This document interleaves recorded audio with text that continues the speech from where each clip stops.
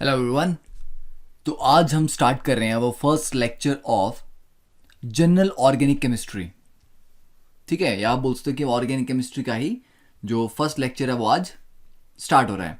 ठीक है, अब जनरल ऑर्गेनिक केमिस्ट्री में बेसिकली हम क्या क्या पढ़ने वाले हैं। ठीक है, अगर आप अपनी बुक में देखोगे तो हो सकता है चैप्टर का नाम हो some basic concept in the organic chemistry, तो उसको जीओसी बोलते हैं। ठीक है, जीओसी में हम वो सारे फंडामेंटल कॉन्सेप्ट पढ़ेंगे जिन पे ऑर्गेनिक बेस्ड है। ठीक है, कि टाइप्स ऑफ रिएक्शन क्या होते हैं, उनका मैकेनिज्म क्या होता है, रिएक्शन के इंटरमीडिएट्स क्या होते हैं, वो सारी चीजें जो आपको ऑर्गेनिक को समझने के लिए बहुत ज्यादा जरूरी हैं। अगर आपको जीओसी का अच्छा नॉलेज नहीं है तो आपको कंप्लीट ऑर्गेनिक केमिस्ट्री नहीं आ सकती। ठीक है, तो ऑर्गेनिक केमिस्ट्री में जो फर्स्ट चैप्टर है वो समझ आएगा तो आपको सेकंड आएगा, सेकंड आएगा तो थर्ड आएगा। तो आप ऐसा नहीं कर सकते कि मुझे फर्स्ट नहीं आया चलो मैं सेकंड को ही कर लेता हूं। ठीक है, फिजिकल केमिस्ट्री की तरह नहीं होता। तो if you have to build और develop confidence in organic chemistry आपको जीओसी पे ही काम करना पड़ेगा। ठीक है, इसलिए जिन बच्चों का 11th में ऑर्गेनिक वीक रह जाता है वो 12th में जाके फिर बहुत ज्यादा सफर करते हैं ऑर्गेनिक केमिस्ट्री में। ओके, तो स्टार्ट करें।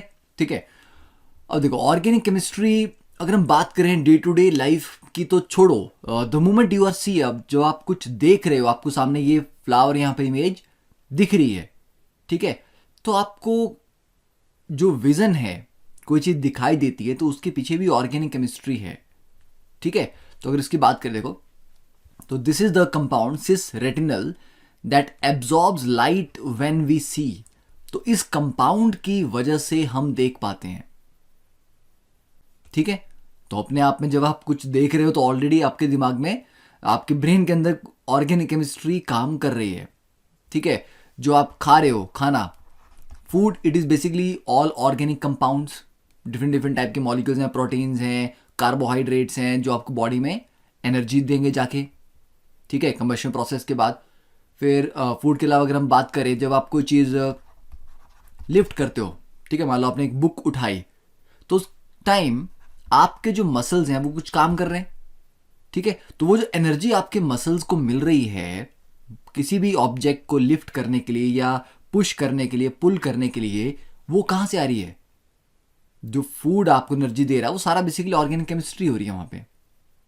ठीक है, फिर आपके जो ब्रेन का हैंड्स के साथ कोऑर्डिनेशन, से सामने से बहुत स्पीड पे एक बॉल आ रही है जो आपको कैच करनी है क्रिकेट में, तो आपको कैसे पता लगेगा कि किस टाइम मुझे अपना हाथ किस पोजीशन पे लेके जाना है? तो वो ब्रेन और हैंड्स का कोऑर्डिनेशन है। ठीक है, तो ब्रेन में कुछ सिग्नल जनरेट होते हैं जो सारे आपके बॉडी मूवमेंट्स को क्या करते हैं, कोऑर्डिनेट करते हैं। ठीक है, तो this is serotonin, human neurotransmitter, जो ब्रेन में सिग्नल्स को ट्रांसमिट करने के लिए रिस्पॉन्सिबल एक कंपाउंड है। ठीक है, तो बेसिकली ऑर्गेनिक केमिस्ट्री सब जगह है, डे टू डे लाइफ में छोड़ो, सबसे ज्यादा हमारी बॉडी में यूज हो रही है। आप कुछ देख रहे हो, कुछ कर रहे हो, that is all possible because of the organic chemistry. तो organic chemistry is the chemistry of compound that contain carbon. ठीक है, तो हम कार्बन के कंपाउंड्स के बारे में पढ़ाई करेंगे। अब नेक्स्ट देखो, अब organic chemistry it literally creates itself as it grows. ठीक है, क्योंकि आप एक मॉलिक्यूल से दूसरा, दूसरे से तीसरा, धीरे धीरे हम बहुत ज़्यादा सिंथेटिक मॉलिक्यूल्स बना पा रहे हैं लैब में। तो जैसे जैसे आपको नॉलेज आपका बढ़ता जाता है, आपके पास जो ऑर्गेनिक केमिस्ट्री के कंपाउंड्स हैं उनकी कलेक्शन बढ़ती जाती है। ठीक है, एक से आगे दूसरा, उससे और बेटर चीज़ें हम बना पा रहे हैं। तो creation of new molecules has given us new materials. तो नए नए मॉलिक्यूल जो हम क्रिएट कर पा रहे हैं उससे हमें नए मटीरियल्स मिल रहे हैं। ठीक है, जैसे इंप्रूव क्वालिटी का प्लास्टिक हो गया, जो आज से 10 साल पहले जो प्लास्टिक था उसकी क्वालिटी में और आज जो प्लास्टिक अवेलेबल है उनकी क्वालिटी में काफ़ी डिफरेंस होगा। ठीक है, हम किसी चीज़ को कलर करना हो तो डाइज होती हैं कपड़ों को कलर करने के लिए, तो नई डाइज मिल रही, नए कलर्स मिल रहे हैं। ठीक है, परफ्यूमरी में रिसर्च हो रही है तो नए नए फ्रेगरेंसेस मिल रही हैं। ठीक है, हमारे डिजीज़ को क्योर करने के लिए, ठीक है, नए नए ड्रग्स बनाए जा रहे हैं, एक से एक एडवांस ड्रग्स बनाए जा रहे हैं। ठीक है, for example this is एमॉक्सिलिन antibiotic. तो ये क्यों बना पाए? Because of particular knowledge in the organic chemistry. तो अगर आप ऑर्गेनिक केमिस्ट्री का अच्छा नॉलेज रखते हैं then you have quite lot opportunities in industry में काम करने के आपके पास काफ़ी अपॉर्चुनिटीज रहेंगी, ठीक है, क्योंकि आपको फार्मास्यूटिकल्स में काम करना है, किसी बड़ी परफ्यूम मेकिंग कंपनी में काम करना है, बहुत सारी जगह जगह ऑर्गेनिक केमिस्ट्स की डिमांड होती है, ठीक है। Next, this is the drug AZT that treats HIV, ठीक है, एड्स को ट्रीट करता है, HIV एड्स। अब अगर हम इन स्ट्रक्चर्स को केयरफुली ऑब्जर्व कर रहे हैं तो क्या दिख रहा है आपको यार, ये भी कार्बन है, यहाँ भी कार्बन है, यहाँ भी कार्बन है, ये कार्बन कार्बन कनेक्टेड है, बीच में हाँ नाइट्रोजन भी है, ठीक है। फिर आगे ये कार्बन है, यहाँ पर ये एटम कार्बन है, ये नाइट्रोजन है, ये कार्बन है, ये सल्फर है। तो मेजॉरिटी में कार्बन है, पर कार्बन के अलावा और एटम भी हैं, जैसे ऑक्सीजन है, नाइट्रोजन है, सल्फर है, ठीक है, और हाइड्रोजन तो बाय डिफॉल्ट होगा ही बॉन्डिंग में, ओके। तो अगर हमें अब समराइज करना हो कि what are the common features of these organic compounds, तो पहली बात होगी all organic compounds contain carbon atoms and most contain hydrogen atoms. तो जितने भी ऑर्गेनिक कंपाउंड में कार्बन एटम तो हैं, ठीक है, और मोस्टली में हाइड्रोजन भी होगा। फिर all the carbon atoms have 4 bonds, क्योंकि कार्बन टेट्रावैलेंट है तो कार्बन 4 बॉन्ड बनाता है। अब चारों बॉन्ड सिंगल हो या 2 सिंगल 1 डबल या 1 सिंगल और 1 ट्रिपल, ये अलग अलग वेरिएशंस हो सकती हैं, पर कार्बन को अल्टीमेटली 4 बॉन्ड तो बनाने हैं। और फिर अदर एलिमेंट्स, उनको बोलते हैं हिट्रो एटम। कार्बन के अलावा अगर डिफरेंट एलिमेंट्स प्रेजेंट हैं, जैसे कि ऑक्सीजन है, नाइट्रोजन है, सल्फर है, फास्फोरस है, अगर ये प्रेजेंट हों, these are called hetero atom, तो वो भी प्रेजेंट हो सकते हैं, ठीक है। अब ये कुछ ऐसी चीजें जो आपको लिखने की जरूरत नहीं है, जस्ट एक अंडरस्टैंडिंग कि हाँ ये ऐसा हो रहा है। अब देखो नेक्स्ट बात करते हैं वाइटल फोर्स थ्योरी।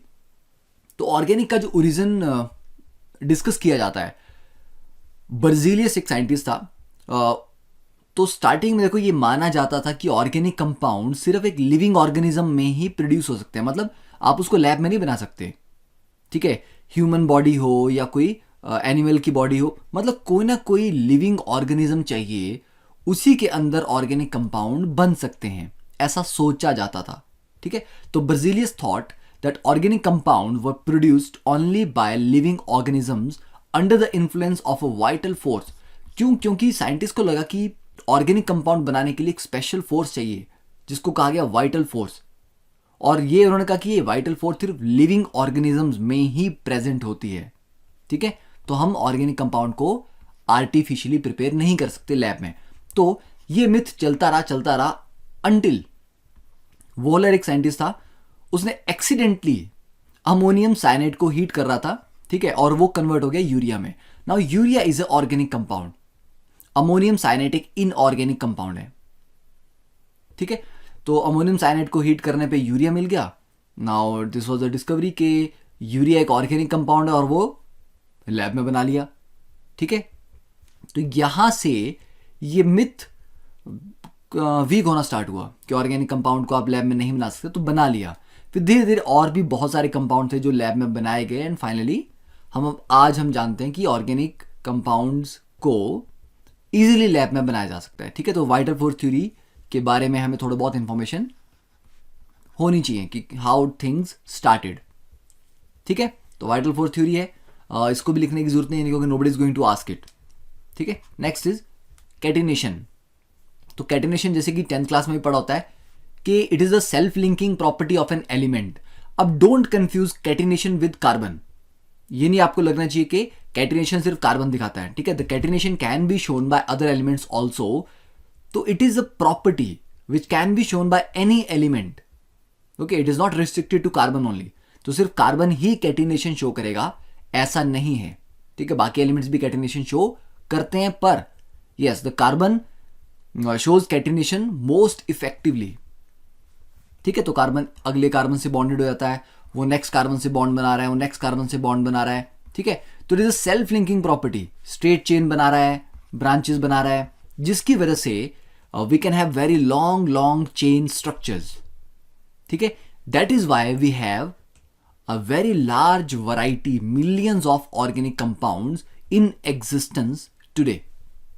ठीक है, अब हम काम की बात पे आते हैं. यहां पे ऑर्गेनिक कंपाउंड्स की क्लासिफिकेशन. ठीक है, तो द ऑर्गेनिक कंपाउंड, तो just pause the video here और एक बार इसको नोट डाउन कर लो, then will go into the detail explanation. Okay, तो देखो organic compound first open chain और एसाइक्लिक और एलिफेटिक. दूसरा हो गया क्लोज चेन. तो ओपन चेन का मतलब है कि हाँ स्ट्रेट चेन है, कोई रिंग नहीं बन रहा. क्लोज चेन का मतलब है जैसे मान लो 3 मेंबर रिंग बन गया, 4 मेंबर रिंग बन गया, 6 मेंबर रिंग बन गया. ठीक है, तो एक हो गया ओपन और एक हो गया क्लोज्ड रिंग टाइप. फिर ओपन में सैचुरेटेड, सैचुरेटेड मतलब सारे सिंगल बॉन्ड है.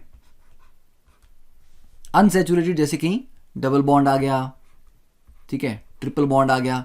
तो अनसैचुरेटेड में डबल बॉन्ड ट्रिपल बॉन्ड होंगे, सैचुरेटेड में सारे सिंगल बॉन्ड होंगे.